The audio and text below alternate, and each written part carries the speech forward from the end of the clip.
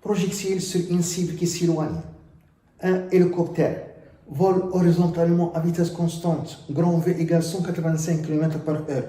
Le pilote veut frapper une voiture roulant à la vitesse petit v égale 145 km/h sur l'autoroute en laissant tomber une petite bombe d'une hauteur h égale 88 mètres. 1. Calcule le temps de vol de la bombe.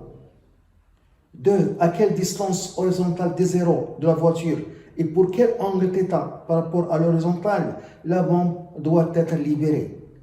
On néglige l'action de l'air et on donne G égale 9,8 mètres par seconde au carré. 1. Le temps de vol de la bombe.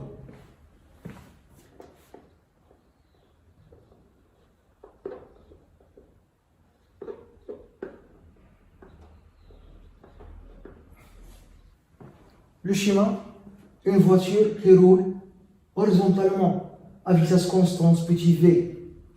À la date t égale à 0, la voiture se trouve à la distance des zéros de l'origine O, de repère au X ou Y. À la même date t égale à 0, le pilote de l'hélicoptère qui vole horizontalement à vitesse constante, grand V, laisse tomber une bombe d'une hauteur h. À une date t, la bombe frappe la voiture. Entre la date égale à 0 et la date t de frappe, la voiture a parcouru sa distance, petit v fois t, et la bombe a parcouru la distance horizontale des 0 plus petit v fois t.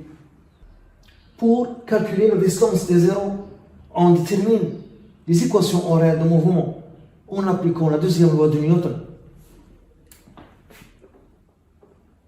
Deuxième loi de Newton. On néglige l'action de l'air et il y a uniquement le poids P. P égale L fois AG. P c'est L fois G qui est égal à L à G. Donc l'accélération AG de son de ligne G de la bombe est égale au vecteur champ de pesanteur. Les coordonnées du vecteur accélération AG dont le repère au X ou Y sont AX, AY.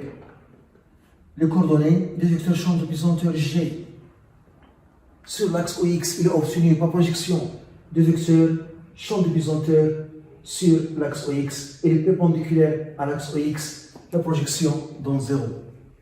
La coordonnée sur l'axe Y est obtenue par projection du vecteur champ de pesanteur sur l'axe OY, la projection donne toute la longueur, mais G et J en distance opposée, donc la coordonnée est négative, c'est moins G. L'égalité des vecteurs signifie l'égalité des coordonnées. Donc, on écrit AX est égal à 0 et AY est égal à moins G. D'après ce résultat, on peut décomposer le mouvement de centre d'énergie de la bombe en deux mouvements. Mouvement rectiligne uniforme sur l'axe X, car AX est égal à 0. Et mouvement rectiligne uniformément varié sur l'axe Y, car AY est égal à moins G est égal à une constante. On écrit les équations horaires de ces deux mouvements. Mouvement rectiligne uniforme sur l'axe X a pour équation horaire x est égal à V0 x fois t plus x0. Mouvement rectiligne uniformément varié sur l'axe Y a pour équation horaire y est égal à 1 demi à y t carré plus V0 y plus y0. x0, y0 sont l'abscisse et l'ordonnée à t égale à 0. De centre de ligne CJ de la bombe. À t égale à 0, la bombe a été en ce point sur l'axe Y qui a pour abscisse 0 et a pour ordonnée H. Donc x0 est égal à 0 et y0 est égal à H. V0x et V0y sont les coordonnées de vecteur vitesse initiale de la bombe à t égale à 0. À t égale à 0, la vitesse de la bombe, c'est la vitesse de l'hélicoptère, grand V, qui est horizontale. Sa coordonnée sur l'axe X, il est obtenu par projection de vecteur vitesse grand V sur l'axe X, la projection dans toute longueur. Donc V0x, c'est grand V.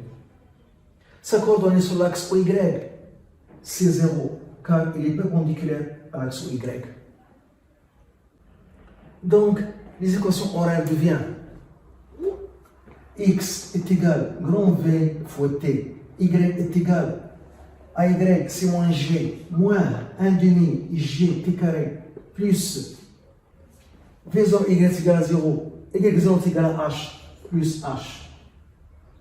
Ce sont les équations horaires de mouvement de centre ligne CJ de la bombe.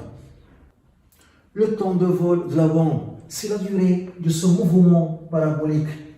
Et lorsque la bombe frappe la voiture, la bombe a pour ordonnée 0. Donc, lorsque y est égal à 0, le temps t, c'est le temps de vol. Lorsque la bombe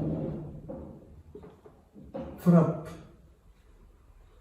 la voiture, on a y est égal à 0. Donc 0 est égal à moins 1 demi g t carré plus h.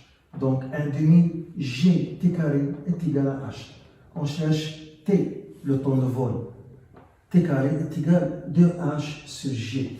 Donc le temps de vol, t, la durée de ce mouvement parabolique, c'est la racine de 2h sur g. Application numérique, 2h88, g9,8 égale. On trouve 4,24 secondes. De la distance des zéros et l'angle θ auquel la bombe doit être libérée. La distance des zéros et l'angle θ auquel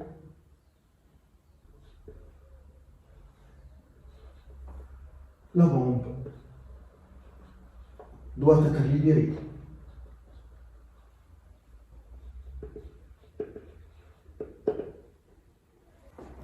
Pendant le temps de vol, 4,24 secondes, la bombe a parcouru la distance horizontale d0 plus petit v fois t, qui est égal à grand V fois t. On a donc la relation d0 plus petit v fois t est égal à grand V fois t. Donc d0 est égal à v fois t moins petit v fois t, qui est égal, j'utilise par t, grand V moins petit v, le tout fois t. On a la vitesse grand V est égal à 185 km par heure, en mètres par seconde. 185, 1 km, 6 mètres, et une heure, c'est 3600 secondes. On trouve 51,4 mètres par seconde. La vitesse de la voiture petit v est égale à 145 km par heure. En mètres par seconde, 145 fois 10 plus 3 mètres sur 3600 secondes égale. On trouve 40,3 mètres par seconde. Et par suite, d0 est égal à grand V moins petit v fois t. Grand V, 51,4 moins petit v, 40,3 fois t, le temps de vol, 4,24 égale. On trouve 47 mètres.